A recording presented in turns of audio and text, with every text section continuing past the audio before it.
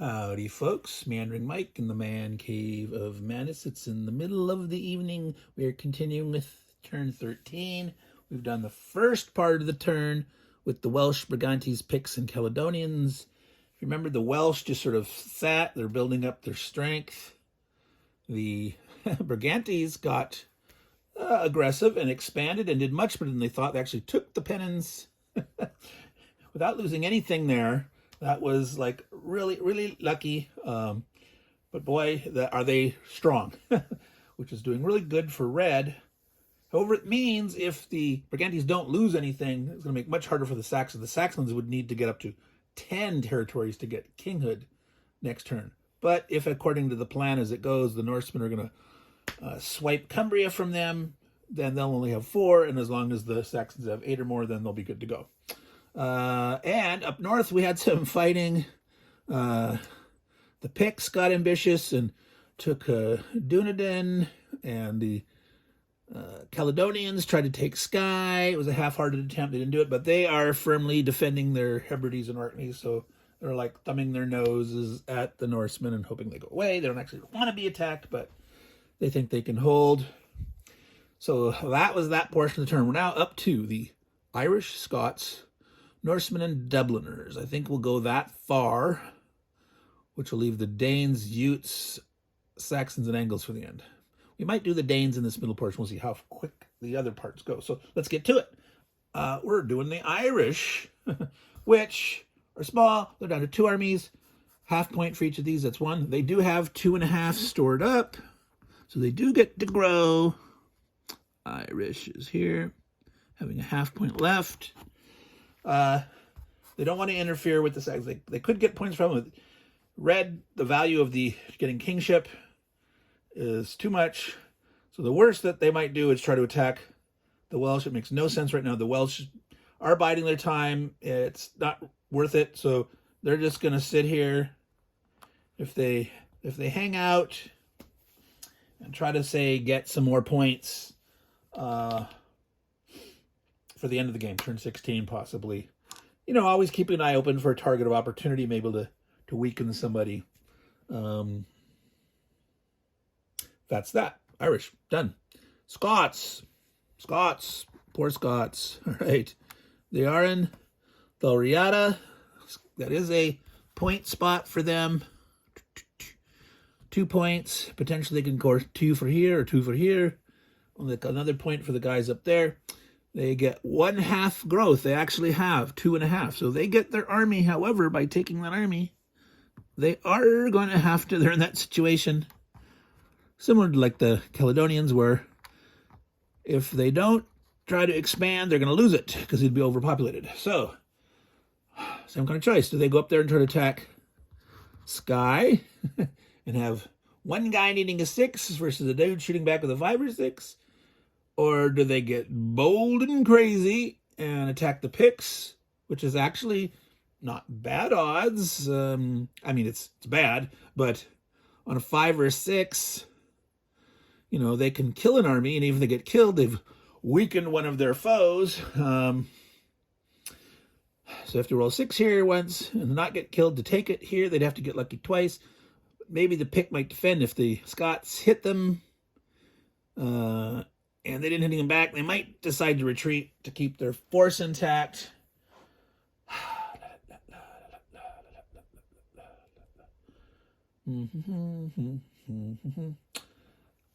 Yeah, they're tired of fighting them. They're going to go after Dunedin. So it's 1 guy going up against 2. It's bad odds, but now they could throw 2 in there. Probably should throw 2 in there.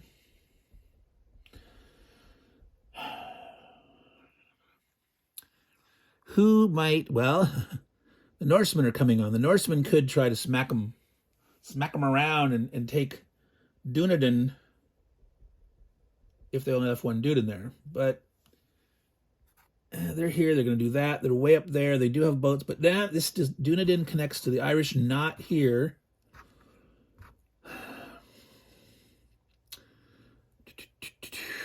Nope. I don't think they have to worry. So there's the question. Let's say if you are committing 2 guys, even money here or here. Now, this is 2 guys against 1. You're needing 2 chances for a 6 to hit versus 1, 5, or 6. So combat strength, offensive combat strength wise, it's equal, but this is actually advantageous in that if they lose 1 guy, if he rolls a 6 or 5 or 6 and kills 1, they still have a chance. They could retreat or they could get lucky to take it. So there's slightly better odds having 2 guys attacking 1 in the Highlands than 2 guys attacking 2 in the clear. Boom, boom, boom, boom, boom. And that's ignoring retreats and what he might do after 1 round. So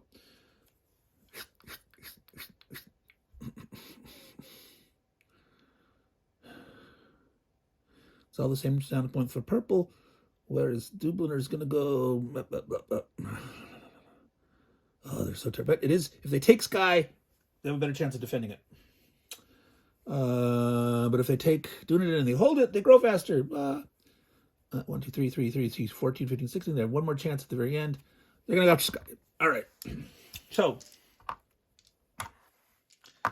that's much better than throwing 1 guy in Dunedin. So, the black dice, they need 6s. Let's see, I'm going to zoom in. And get this here and point that up. Whoops, don't get in the way of the camera. All right, so we can see the action better here. Way up here in Sky. 2 black dice needing 5 or 6s. Miss, miss, miss, miss all around. So, oh, the picks, the picks, the picks. It's only worth 1 point per picked. I think the blue want to keep intact, maintain their strength. They've got 1 point, so if they can hold 1, 2 pop growth next turn, they'll get another guy. So I think this way they have a better chance of actually doing that. I mean, still, they're potential danger here, but that's good. All right, so boop, boop, boop. There's the Scots. Norsemen. All right, so I think this is the Norsemen did have some population growth before. So they're here for 1 and 2 halves. It's 2 total. They have 1 saved up. They actually get to grow 1. There's the Norseman. All right. So the plan...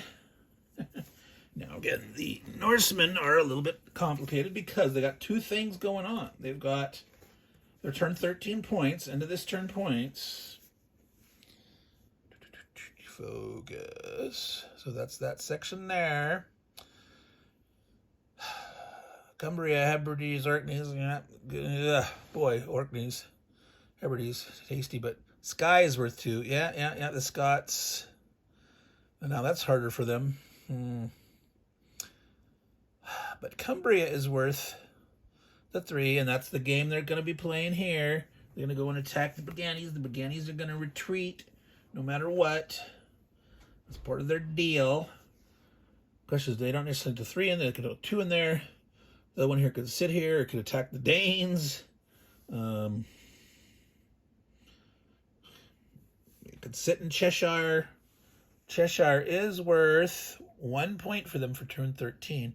They already have these turn 12 through 16 points. You know, they've already got the white marker here.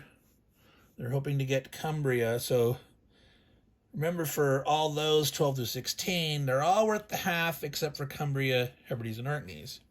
So the plan is to get Cumbria and hold it. There's almost no chance that they could take York. York isn't worth any points at all for them to actually capture it. I mean, they could try to hurt the Greens, but I think at this point they're better off trying to be stronger as red to keep doing more damage and more attempts to attack at good odds later. So the thought is, if they're moving 2 into here, leaving 1 into here in Cheshire, say, or they can move all 3 into Cumbria. So that's the question, is these Dubliners are coming on. you could give the Dubliners a place to go. Say like, hey man, because I know the Dubliners get points for York. Now, if this guy stayed here and the Dubliners like, oh my God, I don't want to fight my way here, the Dubliners can, and probably would. Let's see, can you see all that? I gotta zoom back out so you can see a little better down here. The Dubliners can move one by sea to the Atlantic. There, now you can see it. To the Atlantic, and again, this little thing here, Huis is a coastal province. So they could land here and take this on the first part of their major invasion. Dubliners have a major invasion, turn 13. Yep, there it is.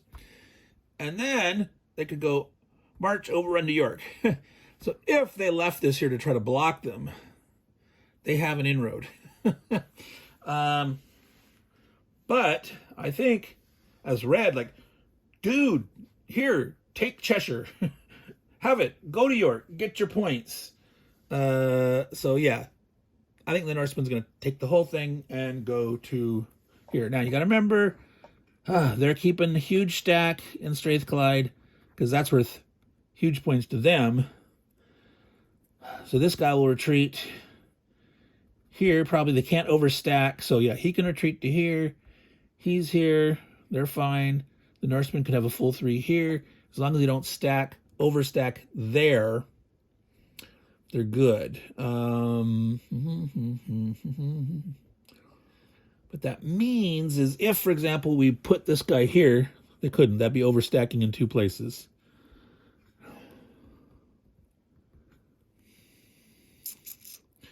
Norsemen do have boats. They could put their guy here. They could sail and attack, but... so, yeah, okay, this is what we're going to do. That's where they put their reinforcement. Okay, so now their movement. They're in the clear. They're coming in to attack. This is not an overstack. This is. Yeah, they only attack that Orkneys with 2. They're going to go into, well, actually, can go either one, Orkneys or Hebrides. It's big points. Their odds of taking it are small because they're at the big disadvantage. They can't go. No, what am I doing in my brain?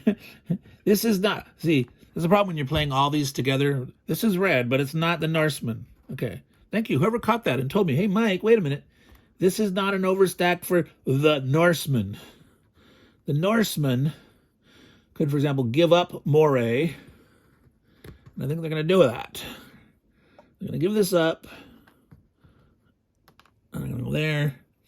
They got 3, 4, 8. They're going to be overstacked. They don't lose anything.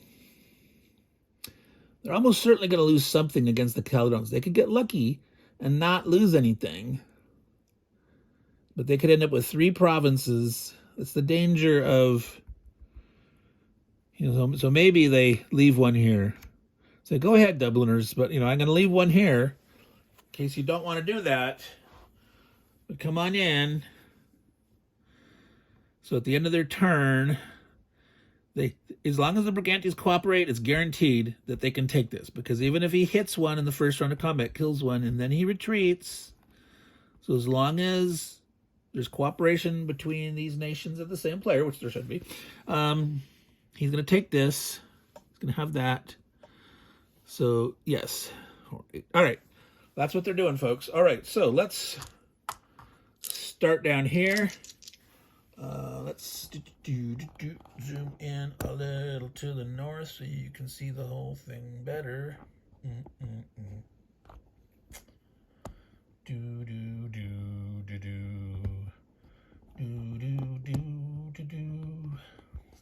All right. We're down here. They've moved from Cheshire. Going with 2, leaving 1 behind. 2 dice for 5 or 6. 1 Roman die defense.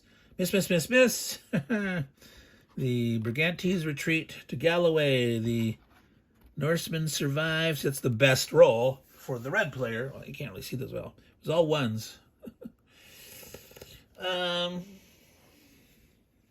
That's the way they won it. No one got hurt.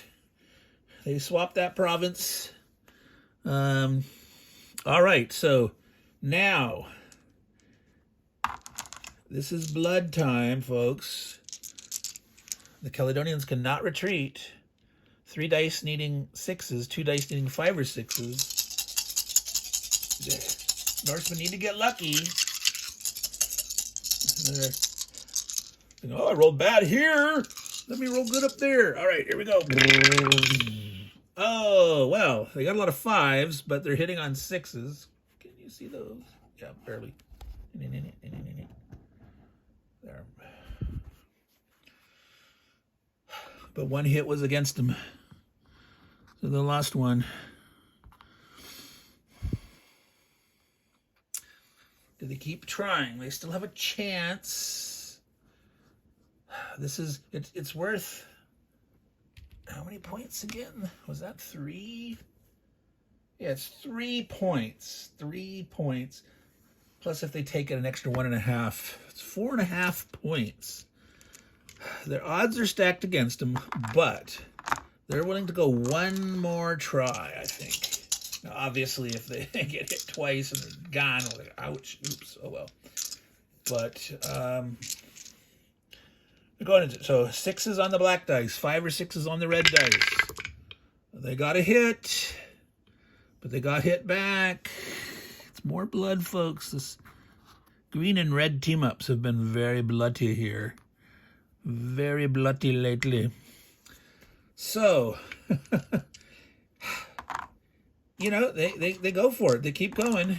They have a chance. They just have to roll 6. I mean, you know, the Caledonians have twice the chance of getting the thing earlier, but they can always get lucky. Some people say, oh my God, why are you attacking at those herbal? Because it's 4.5 points. That's why. It also hurts green, who's now the second place player, who it's going to deny the Caledonians 2 points. So it's a 6.5 point swing. Think of it that way. 6.5 point swing right here. Boom! They did it. 6 versus 4. Crazy time, man. So sometimes you take the risk if the payoff is big enough. High risk, high return. Remember, when you say that, it does not mean just because you're taking a high risk, there's going to be a high return. It means do not take a high risk unless there's enough chance of a high return. And they went for it. They gambled and they won. Time will tell if it was really worth it or not. This isn't the stock market. This isn't bottom line dollars. This is victory in the sweep of history to establish dominance in Britannia. All right, so we need to put on one of this here and this here. So, and right now we have not added in any of those 12 to 16 points for the red dude. That was the Norsemen. All right, let's do the Dubliners, and then we'll call that an end. We're at 18 minutes. Yep. I'll leave the Danes, Utes, Saxon Angles for the last portion of the turn. All right, so Dubliners. They have 5 armies that came onto the board this turn, plus the one they had left over. They are in major invasion mode. All right. Let's take a look at their card for victory points. What is their deal? Is their excitement? All right, turn 13. You see it there, folks? York, 4, Cumbria, 2.5. Avalon, Bernicia, Cheshire, Dalriada, Divid, and Gwent. So, Divid and Gwent, way down there in Wales. Dalriada in Scotland. Cheshire, here. That's worth 1. Focus. Bernicia's 1. Avalon's 1, which is way down there near Wales. Cumbria, 2.5. York, 4. So, obviously, they do want to come on here and go for York. That's big points. That's them hit the red a little bit, hit the green a little bit. They're feeling like, blue, screw you. You're way down there. We're 10 points ahead of you. We don't have to worry about you at all. But both green and red must be pounded on by purple. Purple must do their damage, get their points, try to prepare the way for the Norwegians. Harald Hardrada showing up on turn 15. The Dubliners are getting a couple more armies next turn. I believe it's 2 Dubliners. Is that 2 or 3? I'm going to have to look at the errata there. It looks like it was printed as 2, but it's overwritten as 3. I'll have to look at that next turn. All right, so they're going to overrun here.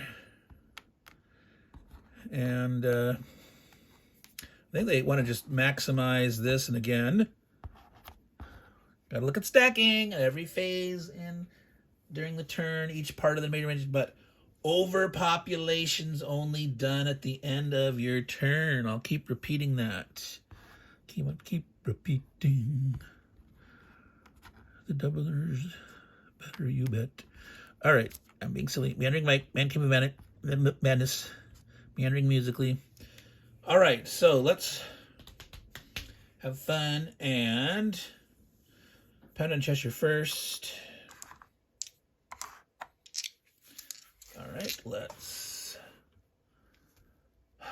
Well, obviously you can't even see what I'm looking at. I gotta scroll that down there. There you go. We're zoomed in so you can see it nice and good.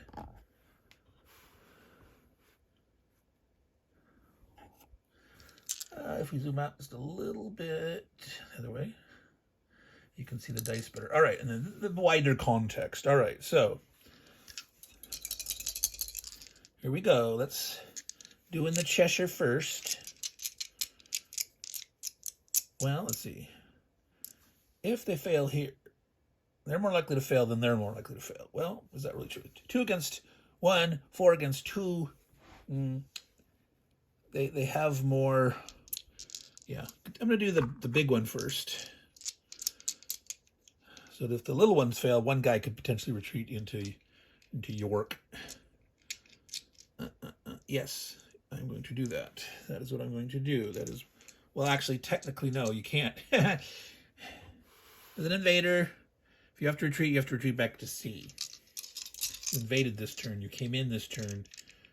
You have to go back along the road. They would have to retreat out to sea. So let's do this first. Here. Back to what I said. Back. All right. 2 against 1. Normal dice. In Cheshire. Miss. So, the Dubliners saying, hey, wait a minute. The Norsemen want to retreat. They get the first choice. Well, the assumption is the Dubliners are going to win here. They are worth points in Cumbria. Cheshire's worth points. I think the Norseman wants to retreat. Stay alive. Defend those Cumbria points better. And like, all right, whatever. Of course, the Saxons saying, no, stay there and fight, hurt them. So maybe they should stay. From the overall strategy, that's worth 3 points. If they stay and fight and occupy the Dubliners, between the Dubliners and the green guys, is it more likely that the Saxons can be king again next turn, turn 14? It's worth 4 points in an army. There's special Danish rules about Sven. The Danes can double dip. The Danes can also be king at the end of their turn, but there's special rules there. That's the good old Sven Knut Danish rules, which we'll cover in their turn better. So that's a question. Do they stay? Say, screw you, Dubliners.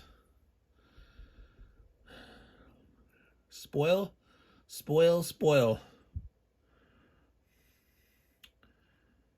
Green is only 1 point ahead of purple, actually. Yes, it's right now it's 63-62, the green and the purple.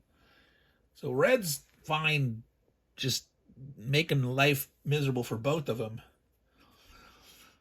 Normally I would retreat here. But in this thinking about Saxon kingship and its potential impact, I'm going to make sure that the Saxons, the Danes are going to get to go before the Saxons, and then the Saxons get to respond.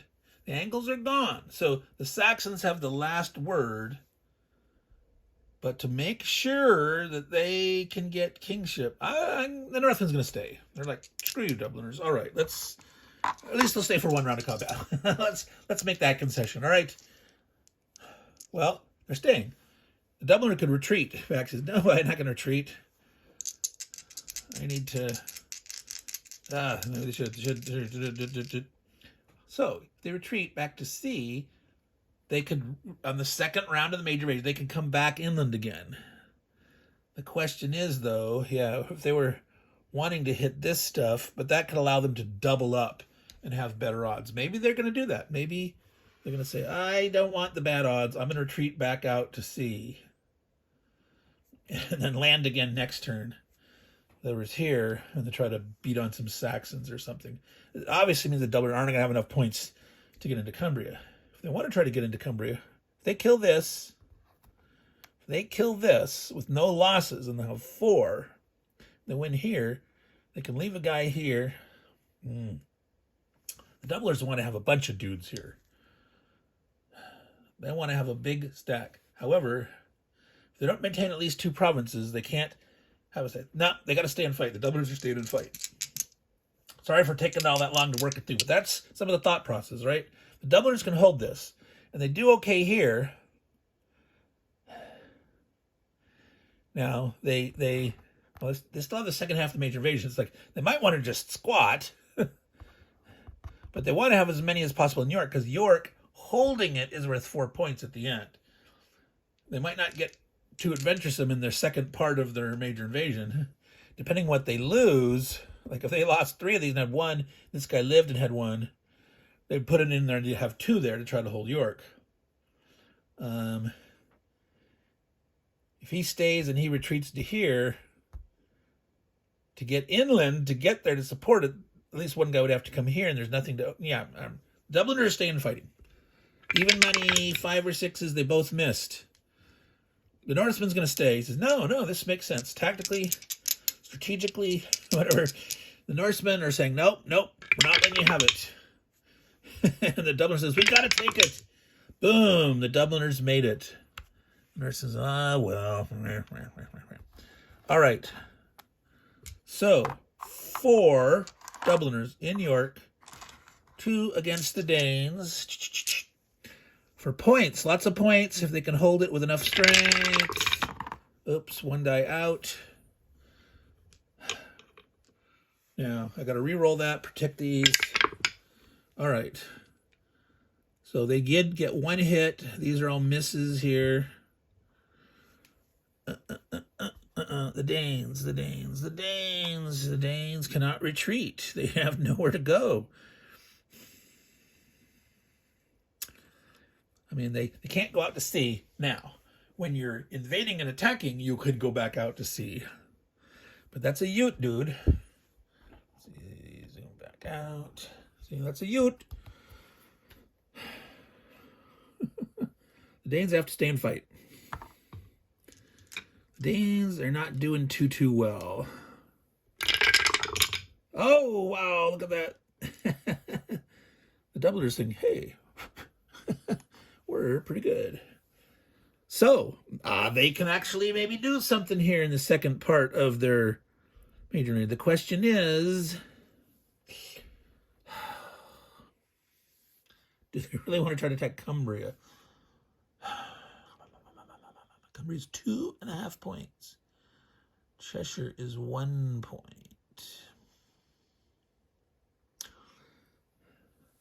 But if they weaken York, see, they have to.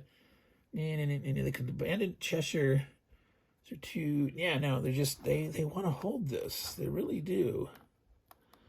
That's 4 points to them. Of course, that makes them a target for the Danes, but the Danes can't afford to attack it this turn. You know, the Danish brothers are going away. Sven Knut don't show up till next turn.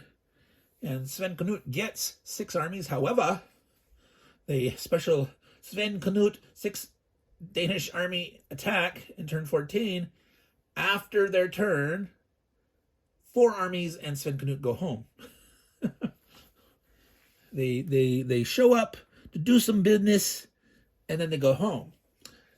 Yeah, the Danes are they're hurting. They're hurting. Dubliners are feeling good about themselves, and I think they're just going to squat. So the difference here is, like up here, there was a risk for the Norsemen. Can you take that? That's big points compared to what they didn't have. Here, they're risking, to get 2.5, they're risking their 4. By staying here to get 4 points and stay strong, I think this makes more sense to the Dubliners. And yeah, I literally think they it's it's an overstack here. Wait, 4, 2, 4. They're gonna lose one, so they gotta attack at least one dude. They have to attack at least one dude, or they're going to lose one from overpopulation. All right, so they could get 2, but they're not. Yes, yeah, no. They want to try to hold that. There's enough people with the Danes. The Utes, if it was weak, the Utes can grow one here, jump out there with 2. They don't get any points, but they could be mean and spiteful and say, well, screw you. If the Danes can't do, maybe the Utes can beat the dude up, or the Utes could attack with the intention of weakening it so the Danes can occupy it. It's that green team up strategy. I think it's going to go in 1-on-1 on March. Potentially hurt the red. If they succeed, they've expanded, they're a little bigger, they've hurt red. If they fail, they're within their population limit. All right, so it's 5s or 6s. Let's see. Miss. Saxons will absolutely retreat right now. They want to keep their armies in being. They're going to have to counterattack. They're expecting on losing some provinces, but retreat here under. You want to hit me right now? I got Alfred helping us make you guys take losses, so come at me, bro. So that was the Dubliners. Not huge action this second half, but they drove off the dude. They managed to succeed here. It was very close here. Yeah, all right. So that little middle turn ended up taking up to 32 minutes, but there was some interesting noodling through the thought process of what to do, how to risk points. So between the Norsemen and the Dubliners, that's a lot of good examples of how you might suffer some analysis paralysis. If you're playing an actual 4-player game, you might get some people a little upset with you to take that long, but sometimes, especially on the point turns, give the people enough time to think. Don't pressure them too much. If they're spending that much time every turn, you gotta say, dude, you gotta play a little faster. But if you're playing multiple games, you would be thinking during the other player's turn. I have to think out loud on my feet at each moment and rehash the issues as it stands. So that's for your benefit on the video, the thought process. But an actual multiplayer game player, try to do as much thinking during the opponent's turn, watching what they're doing, but thinking of what you can do next, what's going to come up, etc. All right, so that's turn 13 through the middle. Meandering Mike. Man Cave of Madness, Britannia, turn 13. Next up will be Danes, Utes, Saxons, and no angles. That angle is gone. It's a very obtuse angle. It's so obtuse, it's gone. All right, abstruse. Anyway, so all you good folks out there, take care and ciao.